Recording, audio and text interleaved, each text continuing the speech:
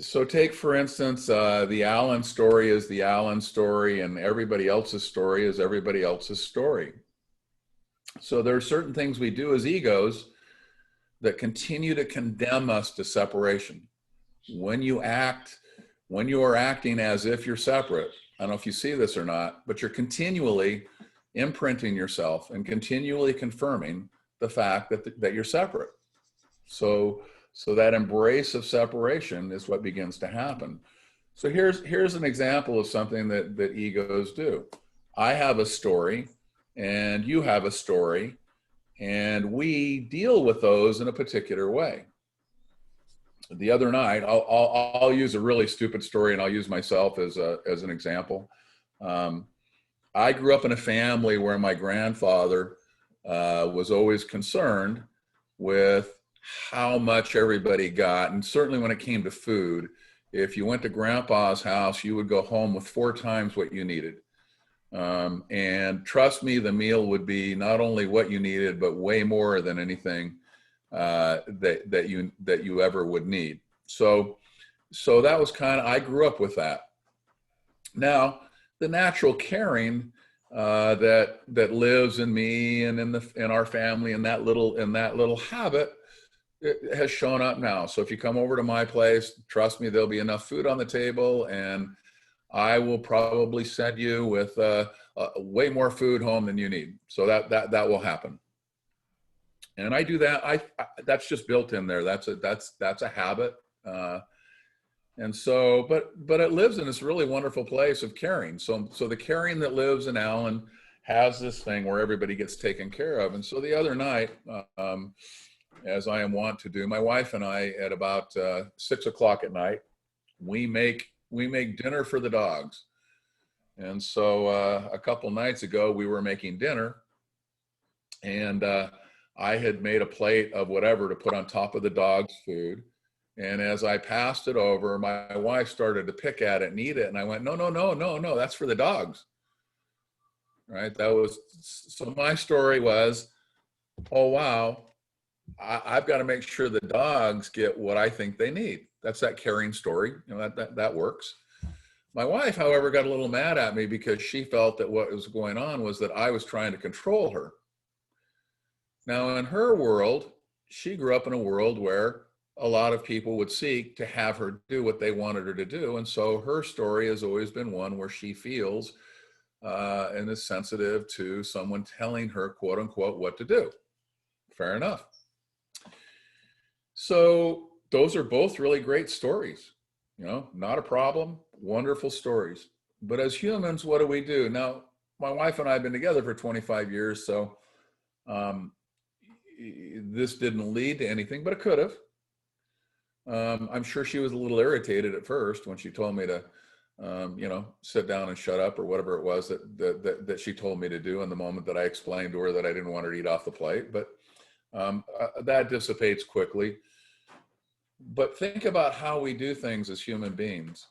See, the first thing we do is we say, wait a minute, there's really only one story. So this is the source of conflict. The source of all conflict in the ego world is the difference between stories. Just remember that. Not only is it the difference between stories, it's the assumption and the intention that of the ego that their story is the one that dominates and wins.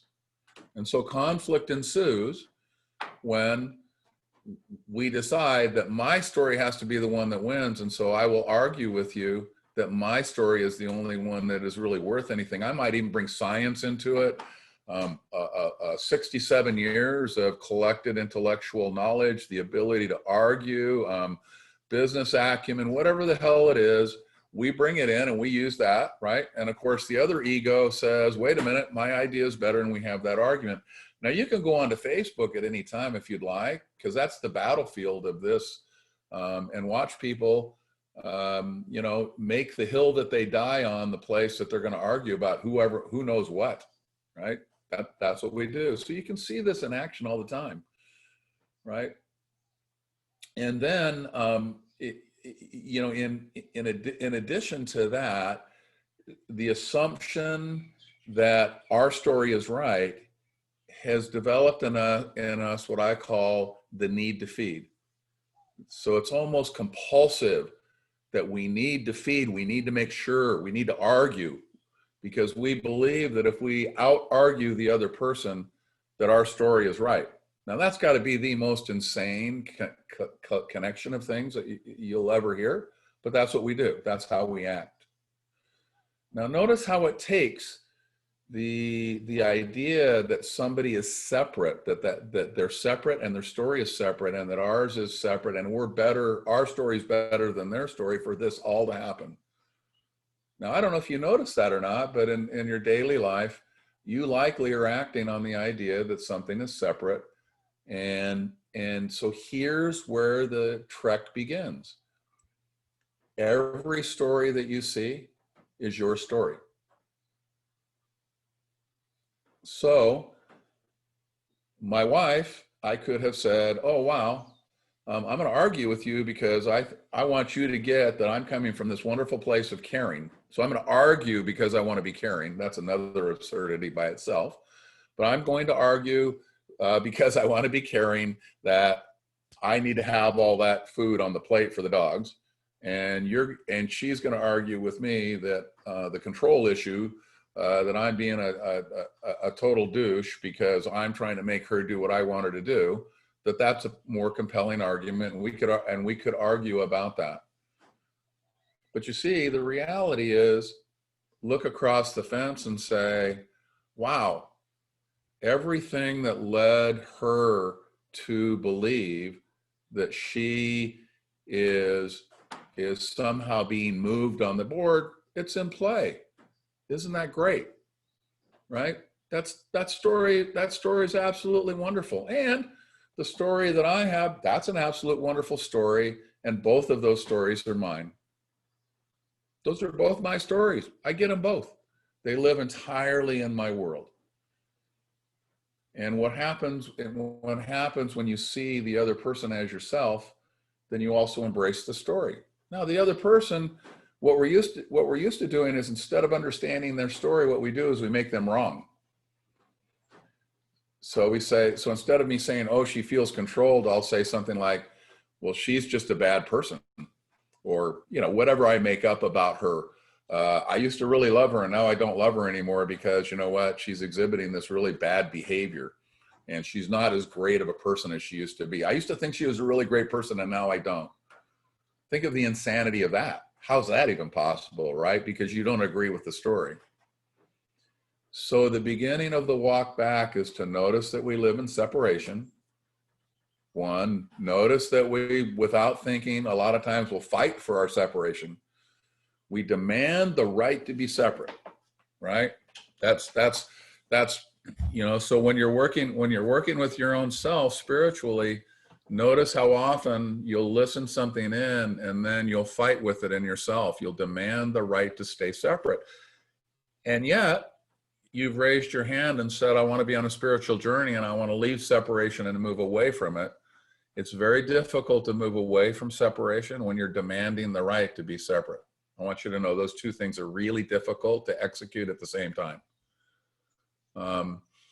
One of my favorite little cartoons. You guys, I'm in the older generation, so we used to see cartoons in the newspaper, and there was this one cartoon. These two guys would always do things together, and they were best friends. And this one day, they had this go-kart, and they were letting this go-kart go down the hill. The engine was broken, so the one man was pushing the cart, and the other man was in the driver's seat. And as they got to the bottom, the one says to the other, holy cow. He said, I was really afraid that going down that hill that the vehicle was going to get away from us. And he says, but you know what? That was harder to push downhill than it ever could have been going uphill.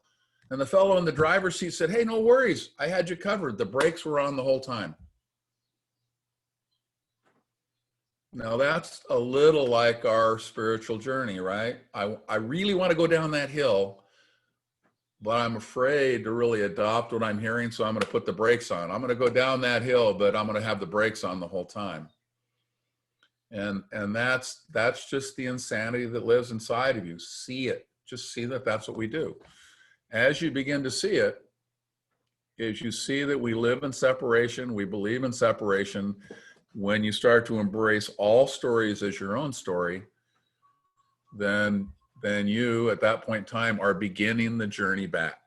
That's just a little piece of starting that particular journey. It's the noticing the ego world and noticing the separation in it.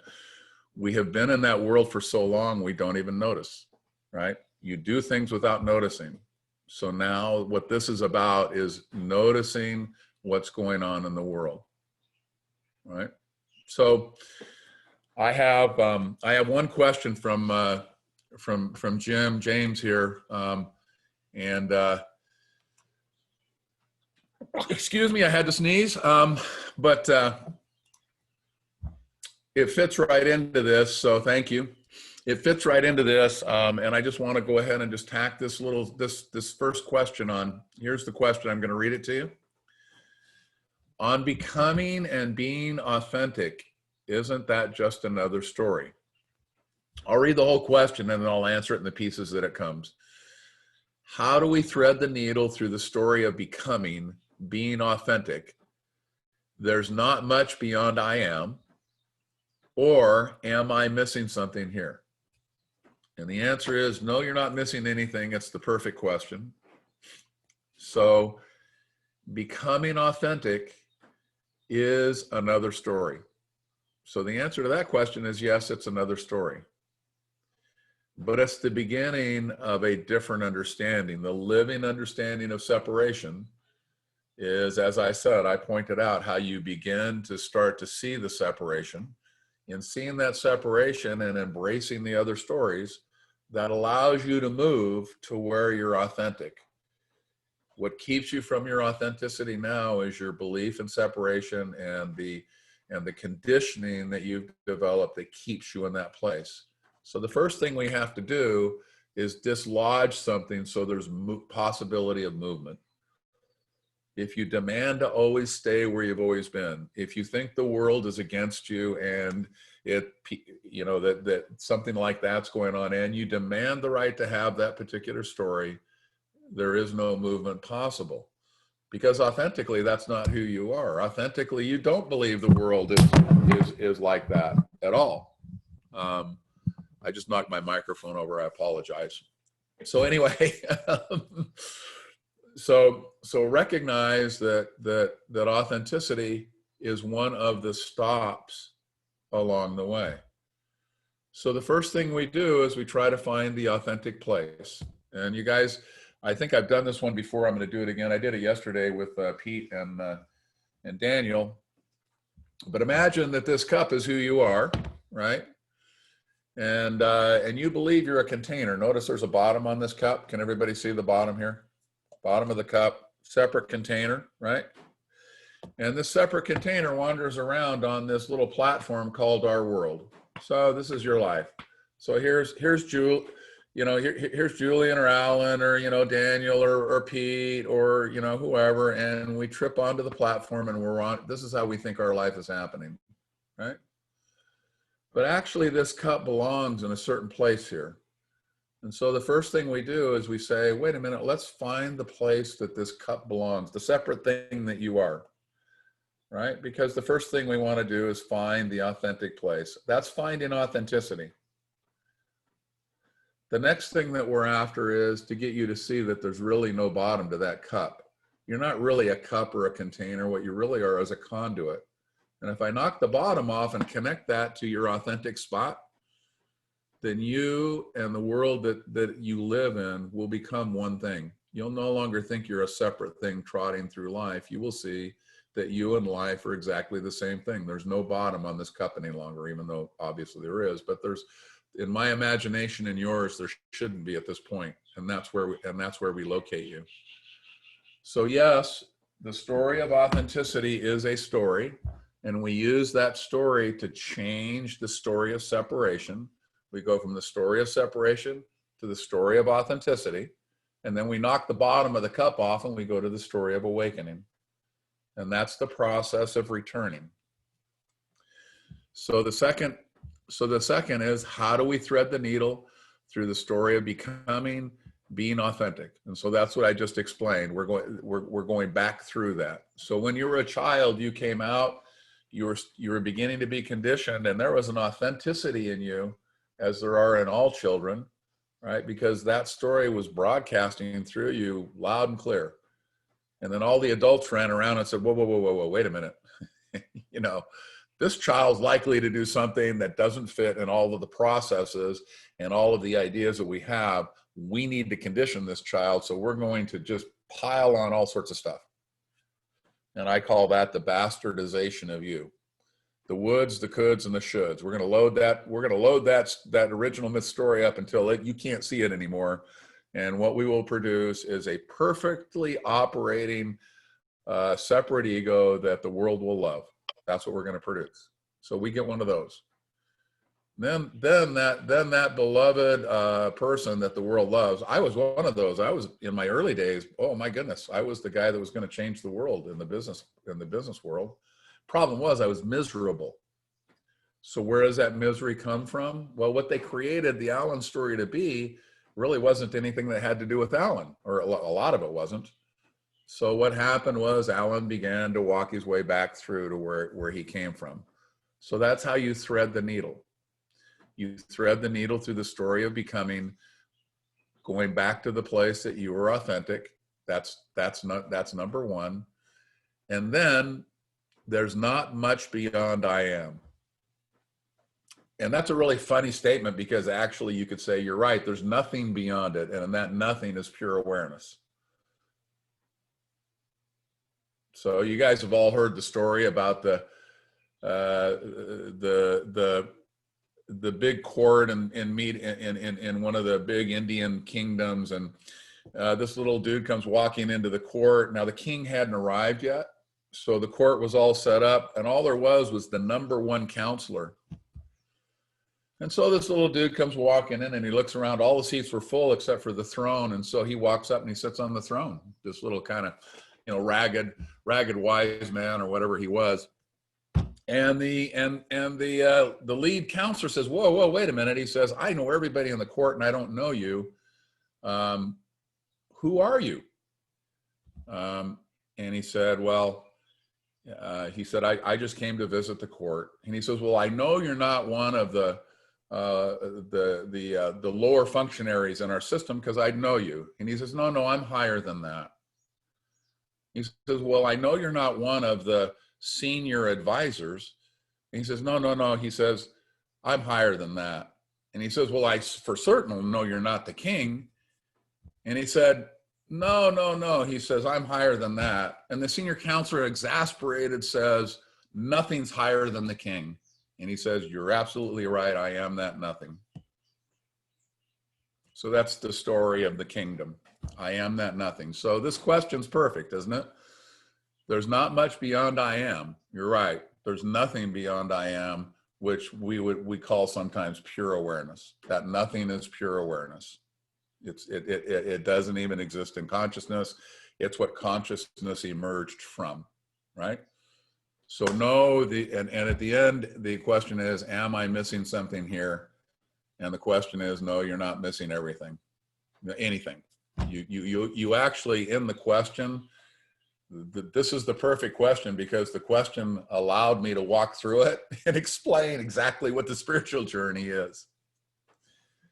So that's what we're up to. So the noticing of the separation that you might not have noticed before, the using of that to start to claim the stories.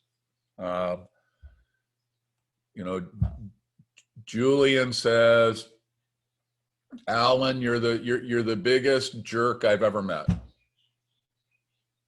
And I say to myself, wow, what would most people do? They go, well, Julian, look what a flyer you are, right? I mean, that would be the response.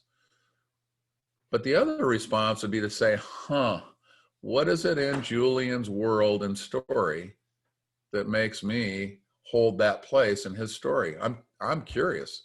Like, how did he get there? Because that story is part of my world. And I want to understand why that story is the way it is. So that curiosity of that kind, rather than the flight to separation, is part of the unity glue, if you will. It's the glue that will create unity. So then I go to Julian and I go, Julian, what happened to make you think that? And he says, well, you know, here we were, and blah, blah, blah, blah, blah. And I could say, oh, wow, I get it, man. Totally got you. Here's what I was thinking, Julian. And he'd go, wow, I would have never seen that. Turns out you're not what I thought you were. And turns out I'm not what I thought we were. And we were both living the story, our own story. And isn't that kind of cool? Issue over. Because his story is my story. And my story is his story. So we solved the problem. Story no longer an issue. Stories only live in separation when you are dedicated and demanding the right that they do that. And you probably do that unconsciously. So just start to notice that. How often do I demand that's the case? Now, here's the next question that comes. Someone said, but Alan, you know, you're going to start to hang around with people that might kill you or do you damage. I'm assuming you have the natural intelligence to see why somebody that would do you damage would and shouldn't probably be around you. But at the same time, you can see why that's your story. How many times have you descended into such a pit of darkness that you would be willing to do anything to dispel that? Have you been there? I'll bet most everybody has. And some people, when they're there, guess what they do? They do violent and ugly things. And an intelligent person just simply isn't there for that. Right? I used to make the comment about my mother that she was a freight train, and she loved that comment. By the way, she loved that. So, but people wanted to know why I got along with her so well, and I said, I just not on the tracks when she goes by. So same principle, right? Like, I love my mother, I got her story, but I didn't want to be on the tracks when she came rolling down them because that wasn't a bright place to be. So no problem. See, problem solved. So when you look at the world and you say, oh, that's evil over there, all of that evil that you see is just simply a reaction to the descent into the dark place that the human story and separation has given that person to act from. So you can understand that. How hard is that? Now, I don't suggest you go live next door. That's not what I'm saying. You're intelligent enough not to do that. But at the same time, you should be intelligent enough to understand how that person got there and understand how that story lives in your life. So when you start to look at wars and all of the ugly things that happen, those are all happening out of human story. And that story is your story as much as it's mine. And the possibility for you to erase the separation that you feel is to simply move back into the embrace of that story. Now, for those of you who think that your particular thing in life is to change those parts of the world, let me ask you this. Would you be more effective if you could embrace that story and you knew that that was you and part of your story? Or would you be more effective if you were judging those people as evil assholes and you decided to help them out? Take either way. But in order to have the difference between those two particular places, who has to shift? See, the world becoming a different place is entirely dependent on your shift, not on you changing what's on the outside. If you think that if you live from separation and you judge and you try to change the outside from that place, well, you can see we've got thousands of years in the bank. That hasn't worked so good, right? People say that to me. They go, Alan, all of the brilliant people in the world disagree with you. And I always say, hey, no problem. Show me what they've done with all of that brilliance that you are citing, and I'm in with you. But from what I can tell, the changes in the world that have been the most long lasting have come from the place where the story is embraced from an awakened place. So if changing the world is what you're up to, this is an invitation to be the most powerful possibility in that change. You may find along the way that's not what you're built to do. Your broadcast and magnification as consciousness itself might be, speaking to 20 people on a Zoom call about awakening. That seems to be what this body mind wants to do or has to do. So who knows? Who knows what authenticity looks like? But I can guarantee you that if you want to change the world, that story comes from a really amazing place inside of you, and that's awesome. But to try to execute on that story from a place of separation, that's not I can tell you right now, that's not in your authentic movement.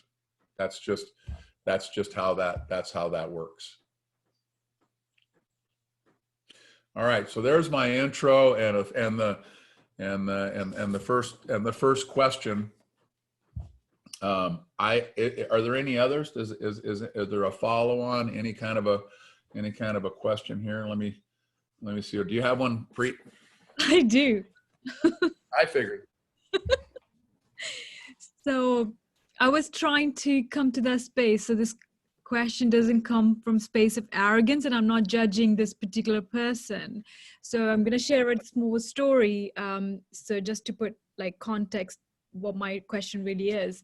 So about 5 years ago, I was still kind of, as a person, as a professional, growing up and maturing. So I had come from a very bad relationship and come out, and then I meet this girl who was having a really challenging time, and she didn't have a home to stay.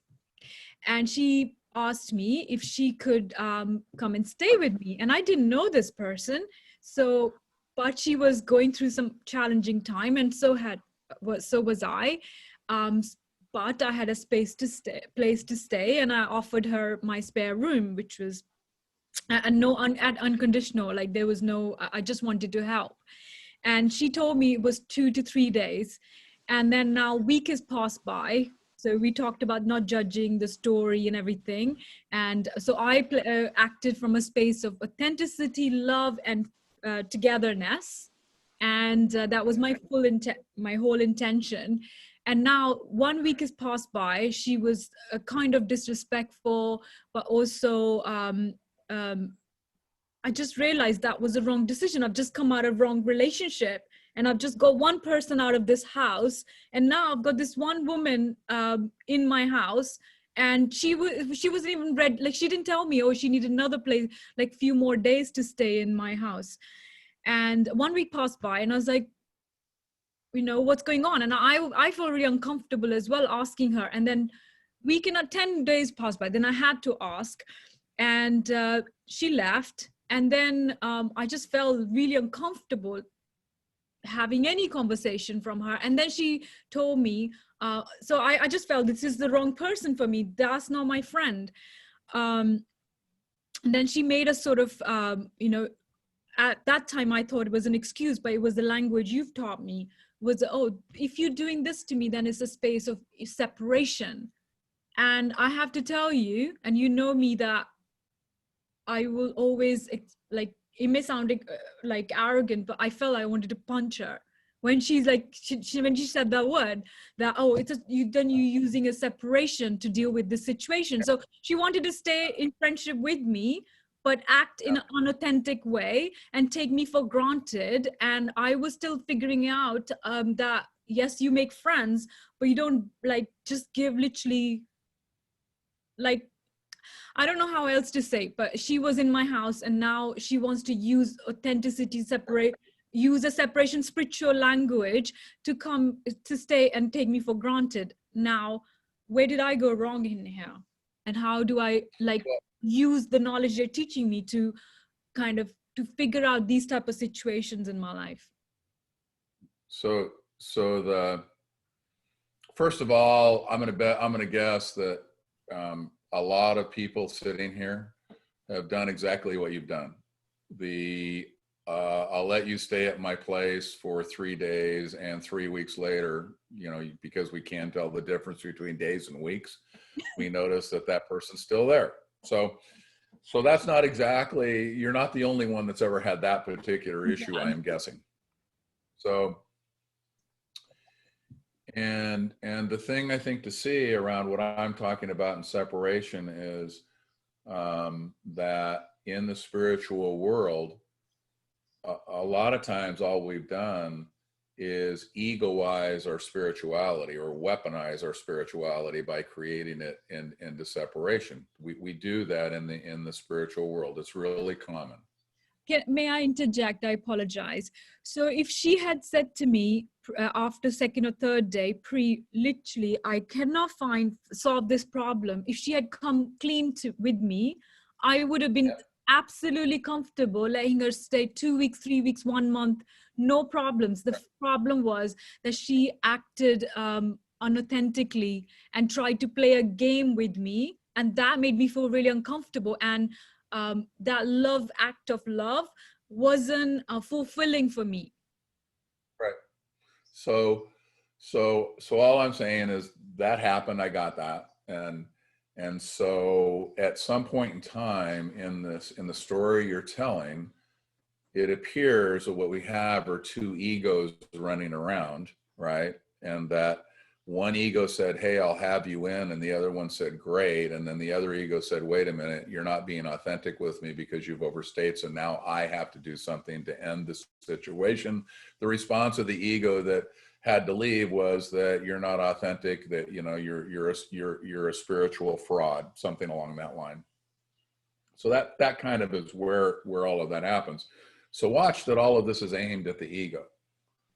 One of the things that people will claim when you talk about what we're talking about here is that what we're engaged in is spiritual bypassing. I don't know how many of you guys have heard that word, but that's the word that people use when you avoid engaging in the spiritual in order to stay in the egoic.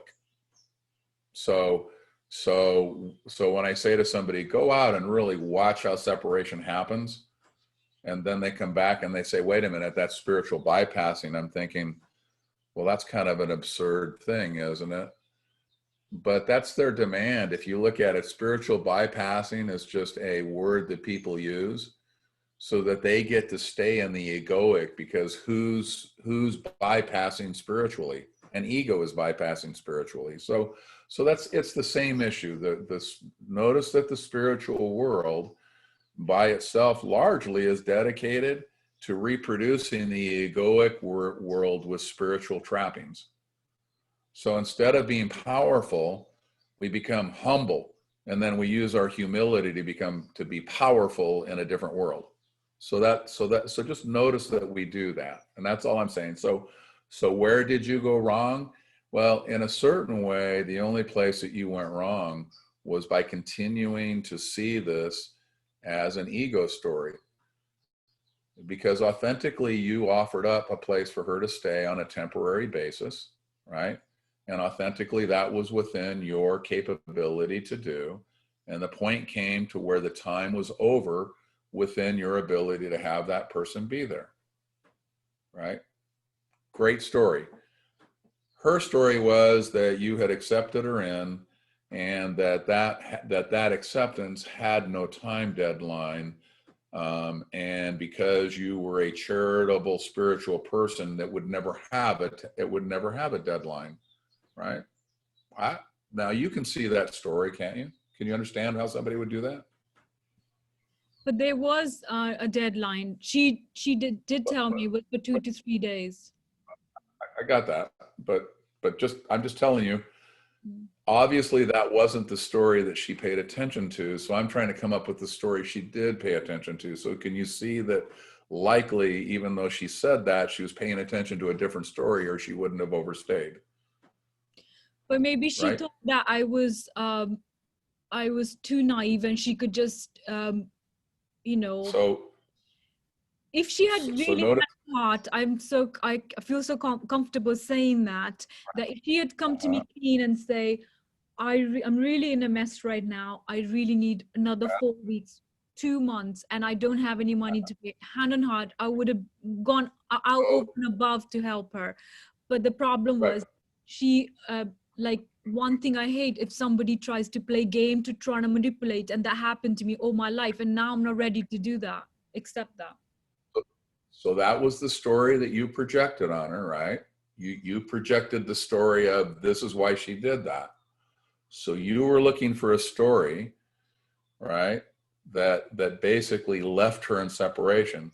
What I'm trying to do is put a story in there that allows you to embrace it and at the same time have intelligence act within you.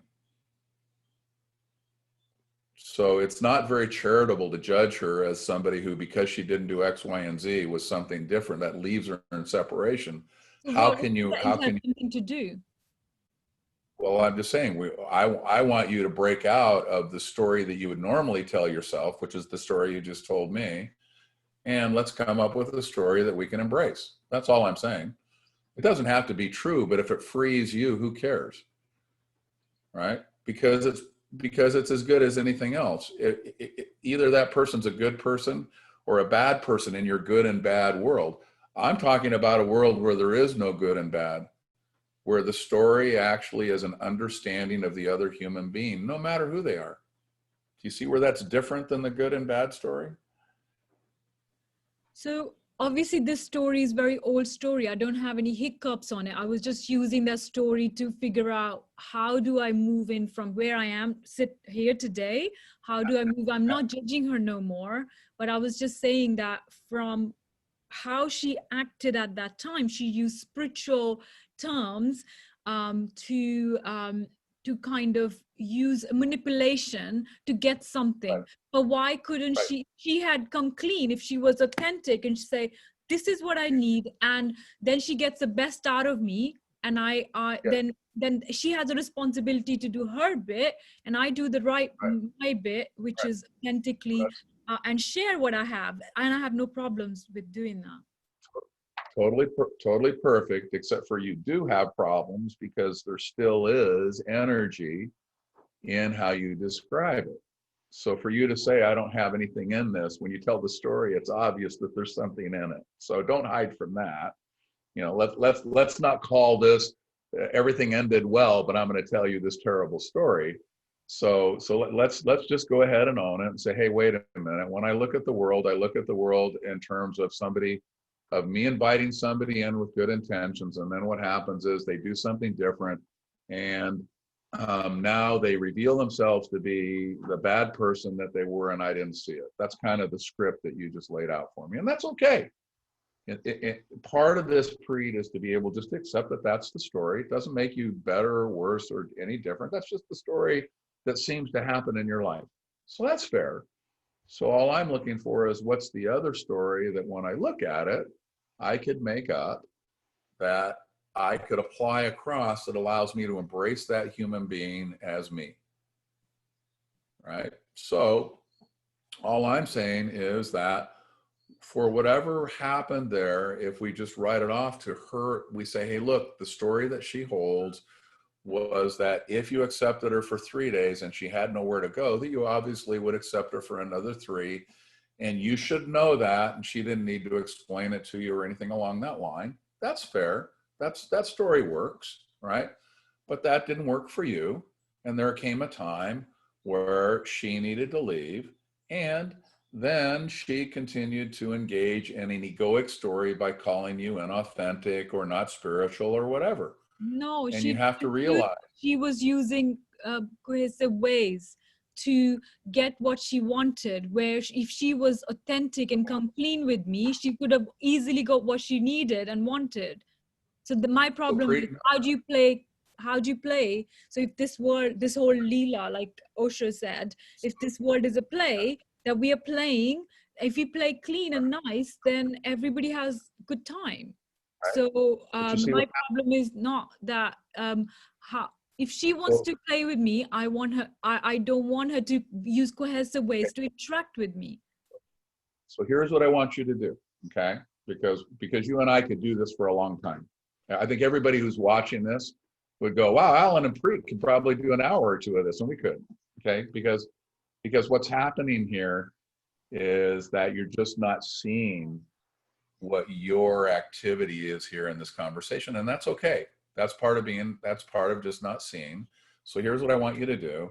I want you to go back and watch this piece. As soon as Christian has this piece recorded, I want you to go back and watch this piece, right?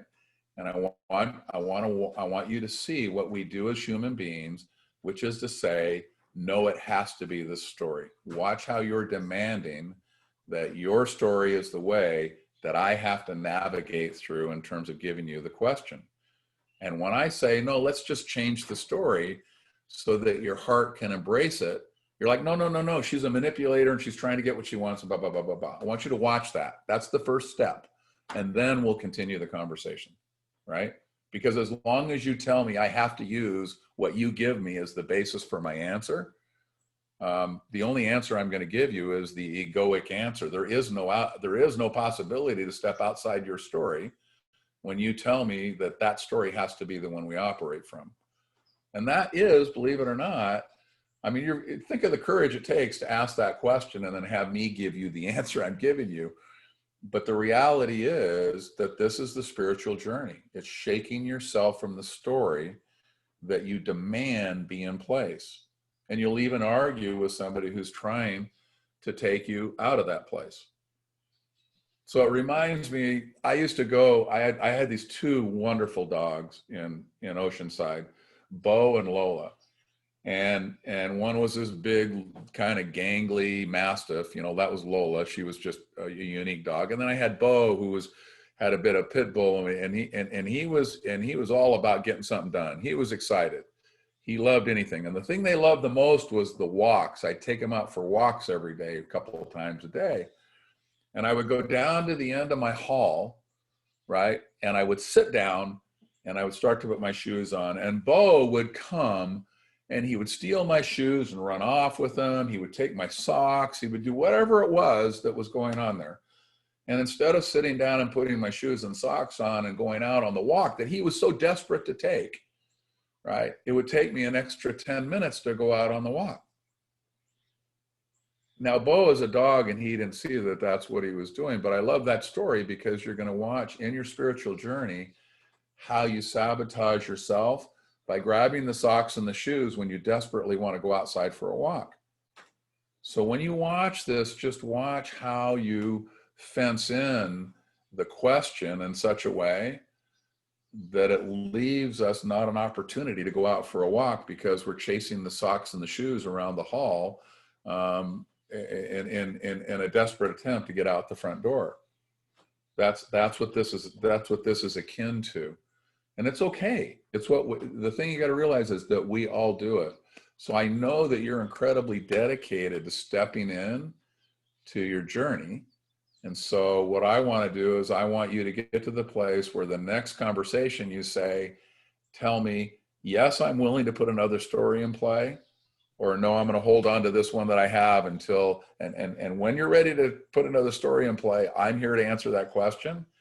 But as long as you have to have it that this was an even evil manipulator and that had she done something else, you could have been charitable, I am here to tell you that if love and charity and compassion are linked to the behavior of someone else, then they really aren't love, compassion, and charity. It's just that simple. So just watch what happened, okay? Don't go. We won't go a lot further because we could dominate this whole space, and I don't want to take the time and do that. But what's nice about recording something is you can go back and watch yourself and go, oh, and in a way that's witnessing, isn't it? Right? To watch yourself in action, because all witnessing is to watch when the Alan or the Preet story does its dance. And I know that question's coming from a place that's fairly practiced because that's the story of how you see life. And that's the story that keeps you feeling in bondage, and that's the story that gives you the misery. So by demanding that that's the story that this has to take place in, you're actually demanding that you get to stay in misery. And I know that's not what you want to do. Yeah? And I love you.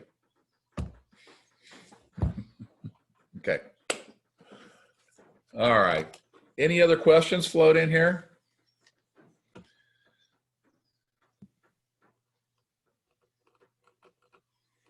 I don't see any questions. Okay. I thought the chat.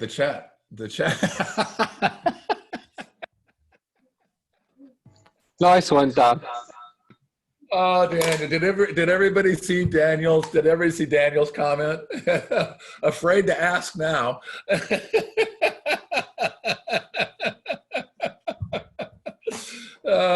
There's an old. Okay, is it okay if I tell a joke? So, and Sabrina, please excuse me, because there's some words in here. It actually is based on the words. So, so the children are going to get to hear a few little words here. But yeah, so there was this mother, and she had two boys, and these two boys they used to swear a lot, and so you know what she wanted to do is she wanted to basically get them to quit swearing. So she decided she was going to be aggressive, and she undertook a plan. And the next morning, when the boys came down to eat, she said, "What would you like to what would you like to eat?" And the first boy said, "Well, Mom, I want some of those, you know, GD Cheerios. I want some of those damn Cheerios." That's what he said, you know. Well, Mom proceeded to just spank the heck out of him. She you know, like, there's that swear word. I'm trying to solve swearing, so I'm going to get rid of those, right? So she just punishes this poor boy. And then she turns to the second boy and she says, "What would you like for breakfast?" And he says, "I don't know, Mom, but it sure as hell ain't the Cheerios." So anyway, thank you, Daniel. We formed an opportunity for everybody to ask a question, and now I've convinced everybody that if you ask one, that I'm going to leave you in tatters.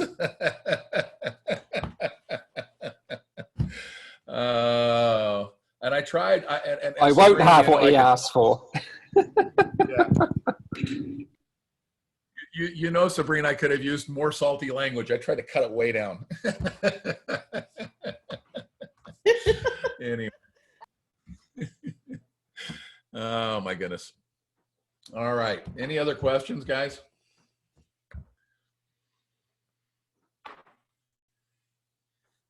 Okay. Actually, we've been here almost an hour, and it looks like Paolo just raised his hand. I think Paolo has a question. You can. Did Paolo raise his hand? Do you have a question, Paolo? Yeah. Okay. I just want to ask, how can we learn from our past story?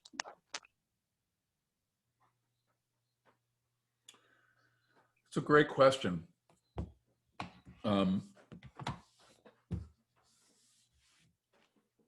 And for you, I mean, this is actually the way. This is actually a really good chance,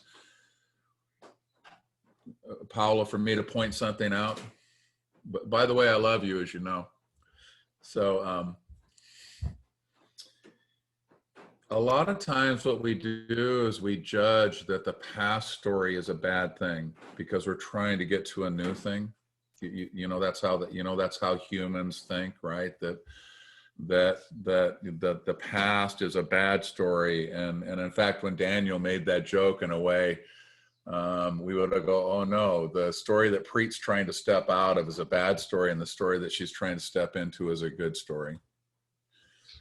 So where you are, and that's why this is a perfect question, because where you are, you're still learning how to be a separate story, you're being taught, you know, achieve this, do that. You go to classes, you learn language, you learn math, you learn all of those things. So you're being developed in that particular way, right? So when you listen to me, you might go, "Wait a minute, Paolo's going through the thing that you told us is the thing that arrives us at a place that we now need to go on a spiritual journey." So the way to use your past is to see that actually we're really grateful to those stories, because without them, how would we know that we want to be on a spiritual journey, for number one? And then there's the second piece that I can tell you, which is if you believe that you are that story, that's called identification. And that's the part that even at your age, you can see. You're going through all of this building of Paolo is this wonderful, amazing, personality story, right? And everybody is mom and all the people around you, we're piling it in, right? You're going to be one of the best ever, I guarantee you, right?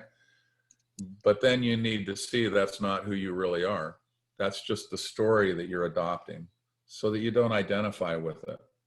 So now when you see a child come along who's 11 years old, who got absolutely nothing that you got, right?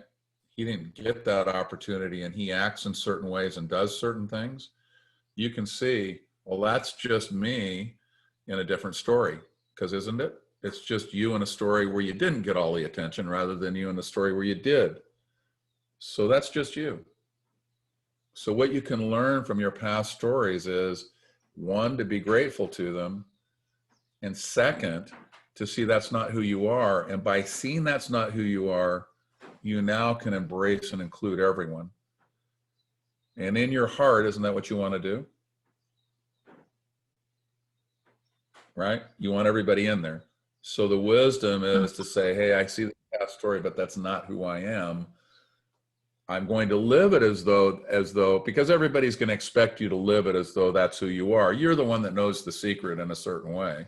You know that's not who you are. So don't argue with everybody else who's clear that that is, because they're going to have to go through their own journey to go back through that and understand how to live knowing that's not who they are. And that's okay. That's what spirituality is to add the part of you that's not at play right now to the part of you that is. And all of that for you is forming. Right? So for you, you can actually you can look at it and go, oh, that's the story of Paolo, but that's not who I am. And in order to embrace everybody in the future, I'm going to see that story as not who I am, even though I'm living it. And that allows me to see everybody else's story as well. And that's what heartful love is. Does that make sense? It always makes sense when it comes from you, yeah. Cool. Thank you. Thank you. All right. Oh, how can we plant the seed to share our story if we come from a culture that teaches us to be private? Great question. I come from a culture that teaches us to be exceptional, and I forget what they call it, but it's the culture where you climb the mountain as an individual. So in a certain way, what you have here is you're asking kind of the same question. You've been taught to be private. I've been taught to exclude everybody else so that I can be the only one that reaches the top of the mountain. And both of those are drivers that allow us to see that we have been taught to be separate, right? Your privacy, my exceptionalism, it's the same thing. Whatever teaches us to be a separate ego is what drives us into that place. That's what we begin to believe that we are. So to plant the seed to share our story, once again, it's not about sharing the story in terms of where everybody else is. It's about sharing the story inside. So the first thing that needs to happen is to teach yourself how to live your own story in a way where it's available to everyone else, because your privacy has taught you that it's not, so you keep it to yourself. So the first place you have to break that free is inside, right? Then the sharing will happen by itself, right? So you'll notice that we're conditioned to ask questions about how to share it in order to get it to the outside, and actually we need to share it so that we have that from the inside. So the way that you overcome exceptionalism is to see that there really isn't anybody who's so exceptional that they're separate from everyone else. So as you begin to see that, the story of who you are shifts, and so you start to tell that, right? So that's where that lives, and I'm hoping you can, you and I can continue down that road. But first, how do you start to see that the privacy that you learned keeps you separate, and let that start to dissolve, and then your story is going to pour out. By nature, we broadcast and magnetize. Okay. All right, the next one. Due to the hardship that I and my husband, we found that many friends and family were not what we thought they were because we decided to keep to ourselves. However, those friends and family are slowly coming back after a year of not contacting us. Should we accept them back or keep our distance because of that? Well, there's a couple of ways to look at that. If what is happening is that people are finding their way back to you because of your broadcasting and magnetizing your love, then I would think that would be normal to have them come back. If what they're coming back to do is to convince you to quit being private, or to quit being, because you and your husband decided to keep to yourselves because of the hardships, that might have been the most intelligent decision you ever made, because it got you in a place where you didn't have to deal with those and you were able to look at where you were. So that may not be a bad decision. And so if what they're coming back to do is to convince you that you need to shift that decision, then you likely may need to maintain that inward look in terms of you and yourself and your family. So those are difficult questions, because in a way, where we're headed ultimately is that the answer will be apparent to you when you're living outside of separation. That's the one thing that happens, is when you see me talk to people and they give me, if this happens, then that happens, and if that happens, then this happens. Believe it or not, that all goes away when one is being authentically lived, because you no longer are living the moment. That moment is living you. That's the shift, and it's a shift in sense of how things arise.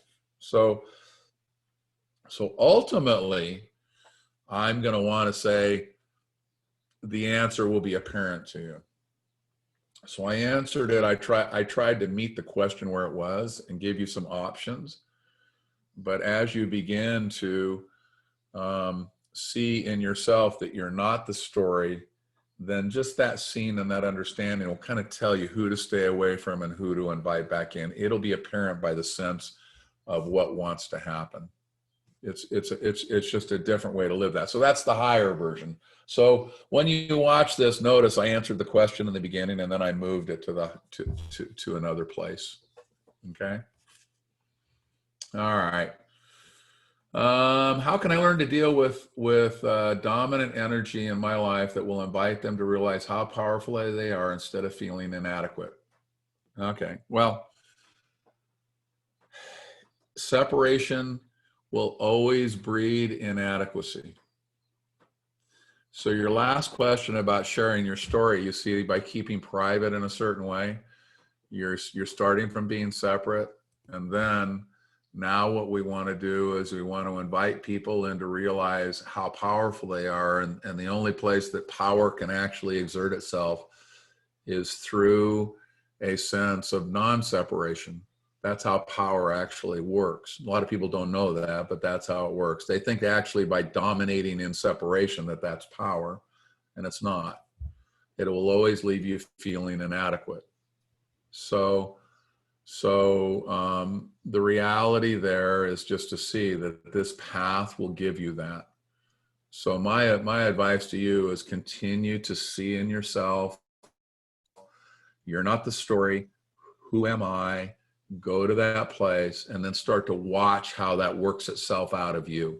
Don't worry about what's on the outside. It'll take care of itself. Everybody will know that you can give them, share the story, as you say, about how to not feel inadequate. So and they'll come to you for that when you yourself are standing in that place. Okay? All right. What would you say are some ways to release and let go of things, anger, etc., as well as talking to others about it? So when you saw me start to work with Preet, what I was trying to do was introduce a new story that would allow her to see that the story she was encountering was hers. When you see someone else's story as your story, you won't be angry about it, because you'll understand, you'll be able to stand exactly in their shoes. So the anger goes away. This idea that you need to let go of anger, that never will happen. Your ego will never let go of anger. Won't happen. Can't happen. Anger has to exist in separation. Ego thrives on separation. That anger serves the ego's needs. But anger will leave the minute that you operate in a place that you naturally belong in, which is non-separation. It'll go by itself. Anger cannot exist in non-separation. Can't happen. So, Trey, Sean, you do something that's a little whatever, and somebody might get upset at you, right? But the reality is, the minute that they see why you did that, and even if it's a childish thing, let's say it's something very immature. Well, who hasn't been immature, right? When somebody took something away from me and I was 8 years old, I got just pissed about that. Well, you know what? So did every other 8-year-old. So now, instead of being angry at the 8-year-old, I can see I am the 8-year-old, right? That 8-year-old still lives over here, right? I remember when they took that from me. I don't mistake that. And I see that I got angry, and I see that that's what 8-year-olds do, and I love 8-year-olds, right? So, okay, that's just part of being an 8-year-old. Anger gone. Hard to stay angry. Hard to stay angry at somebody when their story is your story. So that's the introducing of the new story that I'm really on. All right. There's a lot of questions now. We must have lit it up. Hey, Daniel, your prediction's not coming true. Okay. If we are seeds and we start on concrete, how can we then transition into being rooted into the ground? And it's what I said before. See that you're not the story. You're already rooted in the ground. The whole spiritual journey is to see that you're already rooted. So whenever you feel like you're not rooted, that's you believing that you're a story that could be unrooted. But it's not possible. It's not possible to be unrooted. You may believe and act like you're unrooted. It may look to all the world like you are, but what you need is already there. So what we're working with right now is exactly that. So, okay, Julian's going to get me, I know. How do you help somebody step out of the ego's viewpoint, the never-ending repeat of I'm right, they are definitely wrong, the ego trying to recruit other to its viewpoint? So that was what I started out with, Julian. So remember that the spiritual journey is a journey of acceptance and openness. And what happens is that unconsciously we're not taught, and we don't believe that that's how we move in this world. So when it's easy for everyone to see that someone is glued to their own ego point of view, and they're willing to do what I said earlier, which is they believe that if they can establish that their story is the right one, and they can out-argue you so that all of the facts and things that they put in place are more compelling and more persuasive than yours, then they now have made the promised land where they're right. And so they get the ego victory. Now they get up the next morning and they're miserable because, it's kind of like the addicts play, where the first time you use a drug, you feel really great. And the second time, not quite so much, but you spend the rest of your life trying to replicate the thing that happened the first day. Well, the ego is a drug addict, a lifelong drug addict, and it will continue to use the drug, getting less and less and less in terms of results, because it's the only thing that it knows how to do. So the way you help somebody step out of their ego's viewpoint is to invite them. And if they are in a place where they can respond to that invitation, you're in business. If if they're not in a place where they're willing to accept what's being placed on offer, then you basically embrace them and say, sit where you are, and then let's start this up again when you're ready to have that conversation. Because by spinning in the story, all you really do is continue to confirm it.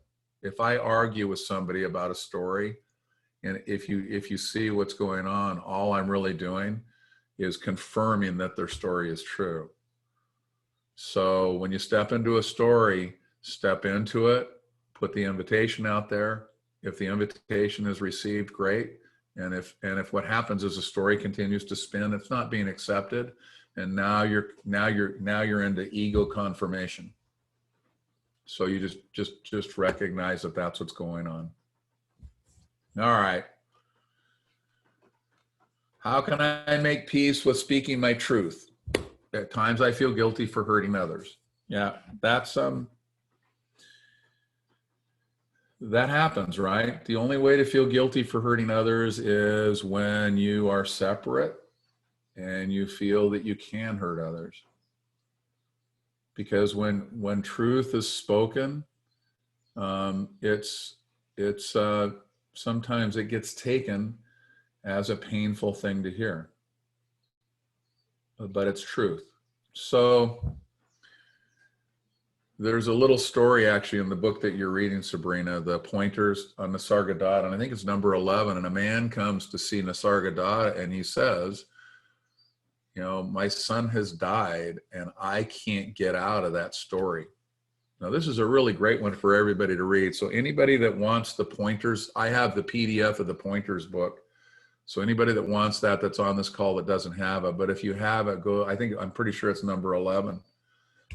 Now, most people would say you're dealing with a man who's lost his son. You better be understanding and embracing and everything. And watch what Nisargadatta does. He says, look, the only reason that you are nesting on the death of your son is to support your own ego journey. That's what you're doing here. And he's right. Now that seems like a terrible thing to tell a man that's lost his son, who can't get out of that place. But it's also the truth. And in that moment, he just simply told the truth. And no guilt will arise when one tells the truth, because there's not something that says, I have to take care of this person in some way so they feel good, and I have to tell my truth. If you tell your truth from a place of love, it will be felt, if the other person is willing to step into that invitation. If not, then they're going to make you into something that you're not. Here's the thing I want everybody to know. You remember this, write it down, capital letters. I'll do it in the I form now. I was going to say you, but I'll do it I. I have no control over what others make me into as a story. I have no control as to what others make me into as a story. I have no control over that. And that's a great first step to start to recognize that that's how it works. So people who don't accept the invitation are likely to marginalize you and make you a bad person or an evil person or whatever they want to, because it continues to prop them up egoically. And then where do you go? Well, most people will go out and fight with that person over whether or not they're a good person. But if you go inside and feel your own connection to awareness and consciousness itself, there'll be no doubt inside that there's no doubt that all you are is love and non-separation. And there is no guilty feeling about that as long as you're in invitation. So if somebody thinks, and trust me, you can imagine when you say the kinds of things I do, there are some people out there that will tell you some really bad things about me because it serves their need. But I go inside, and you even see me trip and fall, and I'm awkward in what I have to say, and all of those things, okay. The reality is that's what's wanting to come through. And when inside, the observation of what's inside is watched, it's easy to see this is coming from an absolute beautiful place. It's not even my place. I'm just kind of the conduit, the pipe through which it's flowing. And I'm assuming that if consciousness wanted me to be a more elegant speaker, that it would have done something about that. So I apologize that you guys got what you got, but this is the best that consciousness could do with the material that it had to work with. And we're all like that. We're all like that. Every one of us is like that. And so just go into the place, always back inside to yourself. There's no you there. There's no you to feel guilty there. And the truth will be spoken in the way that it needs you to. I won't be speaking truth. Truth will just simply be speaking through me. And that's the shift that starts to happen. Okay? All right, here we go. Oh, Sabrina's on today, man. How can we create more bliss when changing my character role within my life? The answer is you can't. Okay, I want you to understand that bliss is a bit of a counterfeit thing. As spiritual folks, we're always looking for bliss. Please quit. Don't do that anymore. If bliss to you is feeling good and having things feel good, you don't need that. If it's the drug-like excitement and wonder and all of that, that's out there anyway. It'll happen when it needs to. But the thing that's possible here is the permanent place of peace. So Sabrina, think about the difference between bliss and peace. Peace is that place where everything is perfect, even if all hell's breaking loose outside. When there's no bliss, but permanent peace is at the bottom, then you're okay. All right? So with Paolo, I think Paolo let me tell the story. I tell the story about male energy and how when you're like an oak tree in the middle of a tsunami, and the tsunami passes and the oak tree is still there because of its rootedness. It no power in action. It's simply power that stays where it is. It's rooted. That I see as a particular version of male energy. There's a female version of it as well, which is why I'm sharing, why I'm expanding it, right? But that rootedness is the rootedness that lives in the middle of a tsunami. If the tsunami comes, don't worry about creating bliss. All you worry about is rooting into the permanent peace that you are. Because life's going to come both ways. It's going to have bliss and it's going to have not bliss. And the bliss means absolutely nothing. So when somebody can levitate, when somebody can, the healers will help me, but hate me, but healing is just an emanation of consciousness itself. Don't fall in love with it.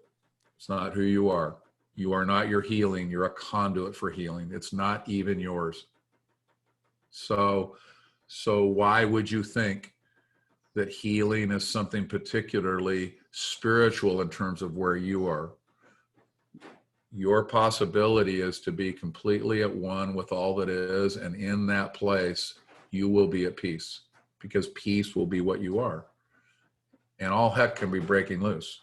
All you got to do is read the newspaper. It is breaking loose. There's no bliss out there right now. So don't worry about trying to find things outside or creating things outside. Let consciousness do what it does with you. Be the conduit and then watch what happens. So I don't try to create bliss here. All I do is let what wants to move through me move through me. And then when that happens, we get what this is right now. So that's the particular thing that happens in the Alan mind body. So what happens in the Sabrina mind body? I don't know. I got to think of something pretty cool. What happens in the Preet mind body? Something pretty cool. Christian, Paolo, look at all of these people. Julian, Daniel, Pete. I think Jaya's in here today. James is in here today. So these are all these amazingly beautiful people. So what wants to happen through you? Right? The mind is really good at going, I want this to happen. Let that drop. The mind is a servant to what wants to happen. Our job's not to figure out what needs to happen. Awesome. All right. Okay. How can I deal better with the transition stage? Yeah. Just what I said. All hell's going to be breaking loose, Sabrina. And the question is, it will force you to go inside, right? It'll force you to be who you are. So things will happen.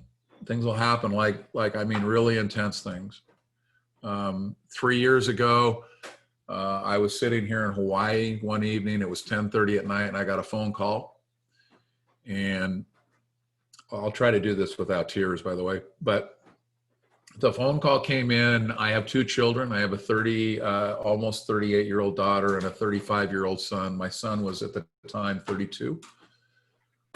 And they said, your son has had a bad fall. He's fallen 40 feet. He landed on concrete. He hit a roof on his way down, landed on concrete. He's fractured his skull in 4 places. He's fractured his pelvis in 6. He has more breaks in his body than we can even describe to you, and we're not sure he's going to make the night. So that happened. 10:30 at night, I'm sitting in the middle of Hawaii on my bed. And I closed my eyes, and I went and I found and that place was there, as it always is.